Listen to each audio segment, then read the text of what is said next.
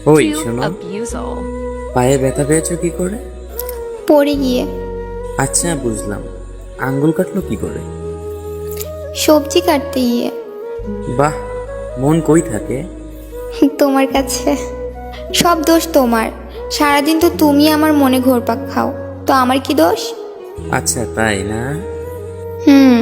এই শোনো, সাথে নেই আমি তোমার, একটু নিজের খেয়াল রেখো প্লিজ, কারণ তোমার জন্য অন্য আরেকজন বেঁচে আছে। জি আচ্ছা, তুমিও তোমার খেয়াল রাখবে, ঠিক আছে? হুম। আচ্ছা এখন রাখি, পরে কথা হবে। আচ্ছা ঠিক আছে। হ্যালো। বলো। আমি না তোমাকে একটা কথা বলতে চাই। বলো শোনা। না মানে, আমি আর এই রিলেশন রাখতে পারবো না। মানে কি বলছো তুমি এইসব? হ্যাঁ সত্যি শুনছো, তোমার আর আমার রিলেশন কেউ মেনে নেবে না। আমার পরিবারের কেউ আমাদের রিলেশন লাইক করে না। তুমি কি যা বলছো ভেবে বলছো? হ্যাঁ, আমি যা বলছি ভেবেই বলছি। আচ্ছা রাখি, ভালো থেকো। এই শোনো। Hello hello hello. কেমন আছো? কে বলছেন আপনি? আমাকে চিনতে পারছো না? এত তাড়াতাড়ি ভুলে গেছো? হ্যাঁ ভুলে গেছি। বাহ, ভালো। কিছু কি বলবেন? কেমন আছো? না মরে বেঁচে আছি। নতুন কাউকে কি পেয়েছো? না। ও তাই? কেন আসেনি? সেটা তোমাকে বলতে পারবো না। এতদিন পর হঠাৎ মনে পড়লো কেন? না এমনি। আচ্ছা একটা কথা বলি। হ্যাঁ বলো। তুমি কি এখনো আমার কথা ভাবো? এখনো কি আমাকে ভালোবাসো? না, এখন আর তোমার প্রতি আমার কোনো অনুভূতি নেই। এখন আর তোমাকে ভালোবাসি না। এখন আর তোমাকে মনেও পড়ে না। এখন আমি একলা চলতে শিখে গেছি। সরি। সরি কেন? না কিছু না। তোমাকে একটা কথা বলবো?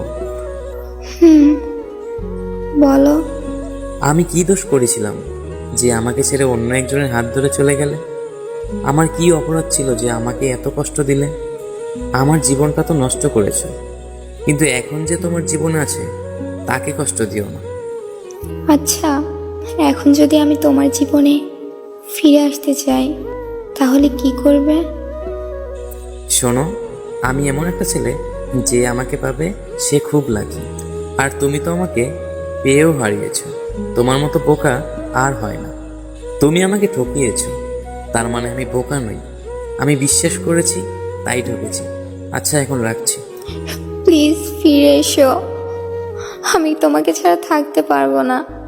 সোসাইটিতে একটু লক্ষ্য করলে দেখবেন যে কোনো বড় অথবা বন্ধুর ভালোবাসাটা পূর্ণতা পাইছে। সুযোগ পেলে গল্পটা শুনে আসবেন, দেখবেন কতটা স্যাক্রিফাইস ছিল ওদের রিলেশনশিপে। এই জন্যই ভালোবাসাটা পূর্ণতা পাইছে এবং ওগুলোই হচ্ছে বেস্ট কাপল। আজকে স্টোরিটা সজীব ভাইয়ের। ভাইটা আমার পেজে এসএমএস করে বলে যে আমি যাকে ভালোবাসতাম তার নাম ছিল মনিরা। অষ্টম শ্রেণী থেকে ওকে পছন্দ করতাম। একদিন সাহস করে বলেই দিলাম যে আমি তোমাকে ভালোবাসি। ও রাজি হয় নাই, কিন্তু আমি তো নাছোড়বান্দা, আমি ওকে ছেড়ে যাওয়ার মতো ছেলে না, কারণ আমি মন থেকে ভালোবেসে ফেলেছি ওকে। একটা বছর ও আমাকে ঘুরাইছে, ফাইনালি ও রাজি হয়েছে। ওই দিনটা খুবই খুশি ছিল, কিন্তু খুশিটা বেশি দিন আমার সঙ্গ দিল না। কিছুদিন পরে করোনা মহামারী শুরু হয়ে গেল। কথা বলার কোনো মাধ্যম ছিল না, কারণ মোবাইল নাম্বার দিব অথবা আনবো এমন কিছু করার আগে শুরু হয়ে গেল করোনা এবং সকল স্কুল কলেজ বন্ধ হয়ে গেল। তারপরও মনকে বুঝ দিতাম যে প্রিয় মানুষটা একদিন ঠিকই আমার হবে। কিন্তু কিছুদিন পর আমার বন্ধুদের সাথে মাদ্রাসার দিকে যাওয়ার পথে দেখি প্রিয় মানুষটা মাদ্রাসার অন্য একটা ছেলের সাথে কথা বলতেছে। ভাবতেছিলাম যে কিছুদিন না থাকাতে এরকম অবস্থা, ও পুরো জীবনটা তো তাহলে থাকতেই পারবে না। আবেগের বয়স ছিল তো, ভাবতেছিলাম যে আত্মহত্যা করবো। কিন্তু এটাও ভাবি যে আব্বু আম্মু তো আমার কাছ থেকে অনেক কিছু আশা করে, দিনরাত আল্লাহর নিকট দোয়া করে যে আমি জীবনে ভালো একটা পর্যায়ে পৌঁছাইতে পারি। একদিন একটু সময় নিয়ে ভাবলাম, অবশেষে সিদ্ধান্ত নিলাম যে প্রিয় মানুষটাকে আর বিরক্ত করবো না, রাস্তায় একা চলাটা অভ্যাস করতে হবে। ওকে প্রায় ভুলে যাওয়ার সিদ্ধান্ত নিয়েই নিছি, কিন্তু হঠাৎ করে একদিন আমার সাথে দেখা করে এবং বলে যে তোমাকে ছাড়া ভালো নেই আমি, আমাকে নিজের করে নাও না গো। আমি বললাম যে কি আমার মতো কাউকে পাও নাই তাই না? ও বলে যে আমাকে ছেড়ে যাবা না তো কখনো? আমি বললাম যে কখনো না। ভেঙে যাওয়ার সম্পর্কটাই জোড়া লেগে গেল। প্রচন্ড ভালোবেসে ফেলি ওকে, দিন রাত কথা বলতাম দুজনে। একটা বছর পার হয়ে গেল, কিন্তু একটার পর একটা বাধা আসতেই থাকলো। দুজনের বাড়ি পাশাপাশি এলাকায় ছিল তো, তাই হঠাৎ বন্যা আবার যোগাযোগটা বন্ধ হয়ে গেল। ও আমাকে সাথে নিয়ে রাস্তায় চলতে ভয় পাইতো। করোনা মহামারী থেকে তো আল্লাহ বাঁচাইছে, এই বন্যা আর কি জিনিস। কিছুদিন পর সবকিছু আগের মতো ঠিক হয়ে গেল, সকল প্রতিষ্ঠান আবার খুলে দিল। আমি অনেক খুশি যে প্রিয় মানুষটাকে প্রতিদিন দেখতে পারবো। ওই আশা নিয়ে 2 দিন মাদ্রাসার সামনে গিয়ে দাঁড়িয়ে থাকি, ওর কোনো খোঁজ নাই। ওর জন্য মনটা ছটফট করতেছিল, তাই ওর বাড়ির পাশের একটা মেয়েকে জিজ্ঞেস করি ওর ঠিক কি হয়েছে। ও বলে যে বন্যা কমে যাওয়ার 7 দিন পর মনিরা ভয়ঙ্কর রোগে আক্রান্ত হয়ে গেছে। আমি বললাম ও এখন কোথায়? তখন ওই মেয়েটা বলে প্রিয় মানুষটা হসপিটালে ভর্তি আছে, 6000 টাকা আমার বাসায় ছিল, ওইগুলা নিয়ে সাথে সাথে ছুটে যাও হসপিটাল। ওর রুম নাম্বারটা বাইর করি এবং দেখি যে ওকে স্যালাইন দিয়ে বেডে শুয়ে রাখা হয়েছে। ওকে দেখার জন্য ওর আম্মু ছিল, তো উনি তখন বাইরে গেছিল খাবার আনার জন্য। এই ফাঁকে ওর রুমে ঢুকি, কিন্তু নার্স দেখা করতে দিচ্ছিল না। অনেক কষ্টেই ঢুকলাম। ওকে ভাবে দেখে আমার চোখ থেকে পানি গড়াতে লাগলো। ওর হাতটা ধরলাম, ওর চোখ খুললো এবং কান্না করা শুরু করলো আমাকে দেখে। আমি তখন কি যে করি, ওর মাথায় হাত বুলিয়ে বলি যে কিচ্ছু হবে না, আমি পাশে আছি, মনে সাহস রেখো। আর তুমি এভাবে কান্না করলে আমাকে হসপিটাল থেকে বের করে দিবে, প্লিজ কেঁদো না, তুমি সুস্থ হওয়া অব্দি আমি হসপিটালেই থাকবো। অনেক সাহস দিলাম ওকে। পরে ওর আম্মু আসার আগে বের হয়ে গেলাম ওইখান থেকে। যখন উনি আসলো ওনাকে সালাম দিলাম। উনি আমাকে বলে যে কে তুমি বাবা? আমার তো তখন কোনো অপশন ছিল না, তাই বললাম আমি মনিরের ফ্রেন্ড। 2টা রাত ওর জন্য আমি হসপিটালে থেকেছিলাম। সুযোগ পেলে ওর একাকিত্ব এবং ভয় দূর করার জন্য পাশে ছিল। অবশেষে ও সুস্থ হয়ে গেছে আল্লাহর দোয়ায়। আমাদের কথা বলা পুনরায় শুরু হয়ে গেল। আমি 2টা জিনিস ওর কাছ থেকে চাইতাম, একটা হলো তার মুখ থেকে ভালোবাসি কথাটা শোনা, আর অন্যটি হচ্ছে ওর হাতটা ধরে আমার শহরটায় ঘুরা। কিছুদিন পর তার এসএসসি এক্সাম, তাই আমি নিজ থেকে কথা বলার এসএমএস একটু কমিয়ে দিই, কারণ আমি চাই না আমার কারণে রেজাল্টটা খারাপ হোক। দেখতে না দেখতে এক্সামটা শুরু হয়ে গেল এবং ও বলেছে শেষ দিনটা আমার সাথে শহর ঘুরবে। দিনটার অপেক্ষায় আমি, এবং চলেই এলো। সবচেয়ে খুশির দিন ওইটা আমার জীবনে। এটা ঠিক যে ওরে ভালো একটা রেস্টুরেন্টে নিয়ে যেতে পারি না, মধ্যবিত্ত ছিলাম তো, তবে যা চাইতেও দেওয়ার চেষ্টা করতাম। আমাদের রিলেশনটা ভালোই চলতেছে। সে এখন পর্যন্ত আমাকে ছেড়ে যায়নি, কারণ ও জানে ওই যে আমার থেকে বেশি ভালো তাকে কেউই বাসবে না। এখন একটাই ইচ্ছে, দুজনের পরিবার যাতে মেনে নেয় আমাদের। আমার মতে ভাইটার ভালোবাসাটা পূর্ণতা পাবেই একদিন ইনশাআল্লাহ। শুধু ভালোবাসলেই হয় না, মন থেকে চাইতে হয় সবকিছু। অনেক বাধা আসবে, তাই দুজনে পাশে থেকে মোকাবেলা করতে হবে, কারণ অনেক জিনিসই হারালে পাওয়া যায়, কিন্তু প্রিয় মানুষটা একবার হারালে আর পাওয়া যায় না। রিলেশনে অনেক ভুল ক্ষমা করতে হবে এবং ইগো অ্যাটিটিউডকে পিছনে ফেলতে হবে, তবে পূর্ণতা আসবে একদিন। অনেক কিছুই বলা হয়ে গেছে, আজকের মতো এটুকুই। শীঘ্রই দেখা হচ্ছে নেক্সট ভিডিওতে। তো ততক্ষণ পর্যন্ত সবাই ভালো থাকেন এবং সুস্থ থাকেন। আল্লাহ হাফেজ গাইস। হযরত মুহাম্মদ সাল্লাল্লাহু আলাইহি ওয়াসাল্লাম কেন তার উম্মতদের ফজরের পরে ও দুপুর থেকে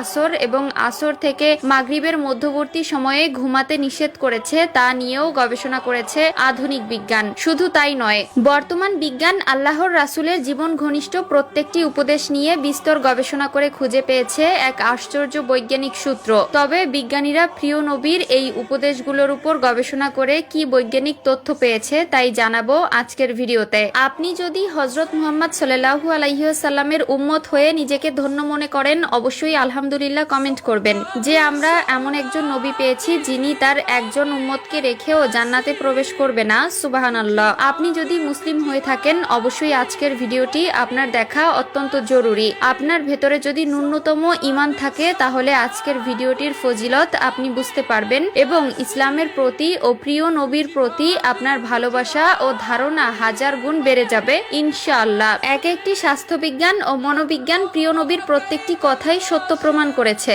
আমাদের মধ্যে যাদের দিনে ঘুমানোর অভ্যাস আছে তারা অবশ্যই ভিডিওটি শেষ পর্যন্ত দেখে যাবেন, হয়তো আপনার উপকারে আসতে পারে। বর্তমান বিজ্ঞান প্রিয় নবী হযরত মুহাম্মদ সাল্লাল্লাহু আলাইহি ওয়াসাল্লামের সুন্নতের ব্যাপারে বিস্তর গবেষণা করে তারা অনেক কিছু আবিষ্কার করেছে। রাসূলুল্লাহ সাল্লাল্লাহু আলাইহি ওয়াসাল্লাম বলেছেন, তোমরা ফজরের নামাজের পরে ইশরাকের ওয়াক্ত পর্যন্ত কখনোই ঘুমাবে না এবং আসর এবং মাগরিবের মধ্যবর্তী সময়ে কখনোই ঘুমাবে না। শুধু তাই নয়, মাগরিবের পর থেকে এশার ওয়াক্ত পর্যন্ত কখনোই ঘুমাবে না। প্রিয় নবীর এই উপদেশটি আমাদের জন্য কতটা কল্যাণকর সেটাই এখন জানার বিষয়। বর্তমান চিকিৎসা বিজ্ঞান গবেষণা করেছে যে আল্লাহর রাসূল এই বিশেষ সময়ে কেন ঘুমাতে নিষেধ করেছেন। বিজ্ঞান গবেষণা করে আবিষ্কার করেছে যে ফজর ও ইশরাকের মধ্যবর্তী সময়ে পৃথিবীর বায়ুমণ্ডলে অক্সিজেনের পরিমাণ খুবই কম থাকে। এই সময় ঘুমালে আমাদের শরীর ভারী হয়ে যায়, আমরা ধীরে ধীরে খিটখিটে মেজাজের হয়ে যাই। আসর থেকে মাগরিব এবং মাগরিব থেকে এশার মধ্যবর্তী সময়েও কিন্তু বায়ুমণ্ডলে অক্সিজেনের পরিমাণ কমতে থাকে।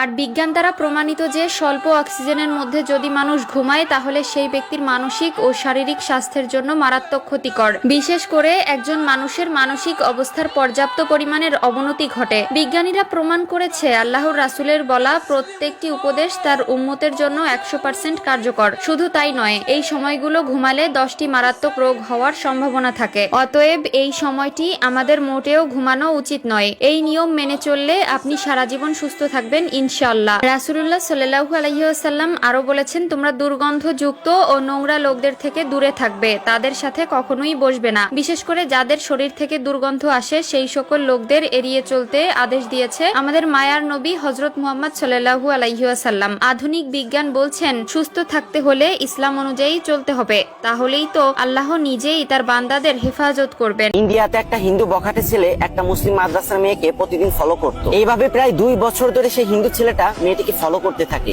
মেয়েটি যখন মাদ্রাসায় যেত তখন তার পিছনে পিছনে যেত, আবার যখন বাসায় ফিরতো তখন তার পিছে পিছে আসতো। মেয়েটা বুঝতে পারতো ছেলেটা তাকে ভালোবাসে, কিন্তু কিছুই করার ছিল না, কারণ তারা দুজন দুই ধর্মের। তারা খুব ভালো করে জানতো এটা শুধু সমাজ কেন, তাদের ফ্যামিলিও মেনে নিবে না। অবশেষে একদিন সেই হিন্দু ছেলেটা মুসলিম মেয়েটার সামনে এসে দাঁড়ালো। তখন মুসলিম মেয়েটা মনে মনে ভাবলো হিন্দু ছেলেটা হয়তো তাকে প্রপোজ করবে, কিন্তু হিন্দু ছেলেটা সেই মুসলিম মেয়েটাকে প্রপোজ করলো না। সে মেয়েটাকে বলল, আচ্ছা কি করলে আমি মুসলিম হতে পারবো? তখন মেয়েটা অবাক হয়ে ছেলেটাকে বলল, আপনি তো হিন্দু, তাহলে মুসলিম কেন হতে চান? তখন হিন্দু ছেলেটা বলল, ভালোবাসার কারণে। আমি শুধু এই জীবনে না, পরকালেও তোমার হাত ধরে রাখতে চাই। তারপর সেই হিন্দু ছেলেটি মুসলিম হয়ে গেল, আর মেয়েটার ফ্যামিলির সম্মতিতেই ছেলেটি মেয়েটিকে বিয়ে করলো। ঘটনাটি ইনস্টাগ্রামে আমাকে একটা আপু সেন্ড করছে, যদিও